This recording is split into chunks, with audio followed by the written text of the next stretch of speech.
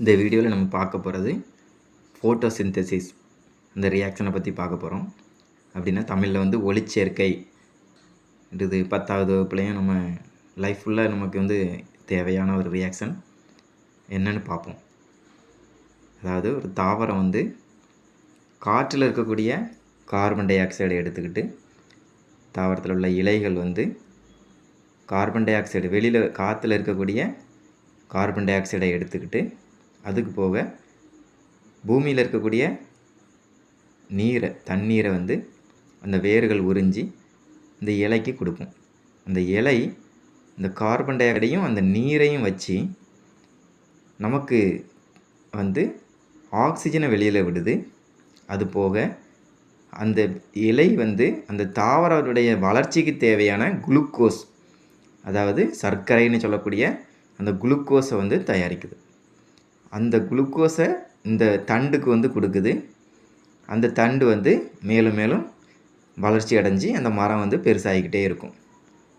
அதுக்கப்புறம் ஒரு கண்டிஷனில் எல்லா இலைகளும் சேர்ந்து நிறைய கொடுக்கறதுனால அந்த தாவரத்துக்கு தேவையான அந்த மரத்துக்கு தேவையான குளுக்கோஸை தாண்டி நிறைய இருக்கிறதுனால அது வந்து பழங்களாவோ அப்படி எழுதினாலும் நமக்கு தரும். நமக்கு தேவையான ஃபுட்டு உணவு எல்லாத்தையுமே வந்து இந்த தாவரங்கள் தான் நமக்கு தருது.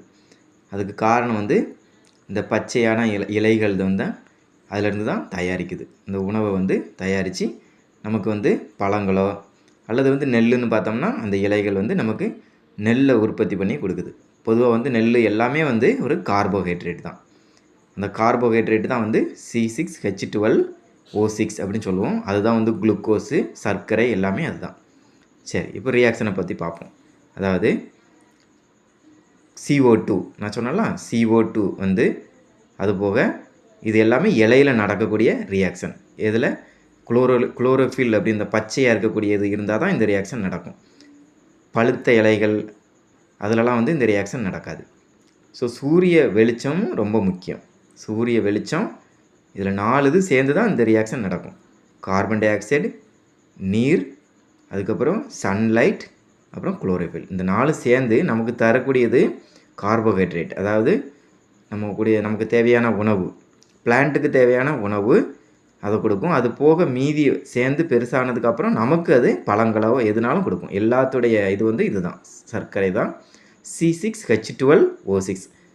இதை வந்து ஈஸியாக ஞாபகம் வைக்கிறதுக்கு வந்து கார்பனுடைய 2 மடங்கு ஹைட்ரஜன், அப்புறம் கார்பனுடைய அதே மடங்கு ஆக்சிஜன். ஸோ C6H12O6 ஈஸியாக ஞாபகம் வச்சுக்கலாம். இதுதான் கார்போஹைட்ரேட்டுடைய வாய்ப்பாடு. ப்ளஸ் 6H2O, நமக்கு 12 H2O மாலிகுலை எடுத்திருக்கு. ஆனால் அது கொடுக்கறது 6 H2O மாலிகுலை கொடுக்குது. அப்போ கன்சியூம் தான் பண்ணியிருக்குது, அதுதான் உள்வாங்கியிருக்கு. ப்ளஸ் நமக்கு தேவையான ஆக்சிஜனை கொடுக்கு. மரம் செடிகள் நிறையா இருக்கிற இடத்துல நிறையா ஆக்சிஜன் செழிப்பாக இருக்கும். நமக்கு சுவாசத்துக்கு எந்த பிரச்சனையும் இருக்காது. ஸோ நமக்கு தேவையான ஆக்சிஜனை மரங்கள் தான் கொடுக்குது. So 6 carbon di oxide, 12 H2O சேர்ந்து ஒரு குளுக்கோஸ் மாலிகூல் கிடைக்குது. அதுதான் வந்து சர்க்கரை. அதுக்கப்புறம் 6H2O கிடைக்குது. அதுக்கப்புறம் நமக்கு தேவையான ஆக்சிஜன் கிடைக்குது. குளோரோஃபில் அப்படிங்கிறது தாவரத்தில் உள்ள பச்சை இலை அந்த இதெல்லாம் சொல்கிறோம்ல, இதுதான் வந்து C6H12O6ங்கிறது சர்க்கரை, கார்போஹைட்ரேட் என்னன்னாலும் சொல்லலாம். நன்றி.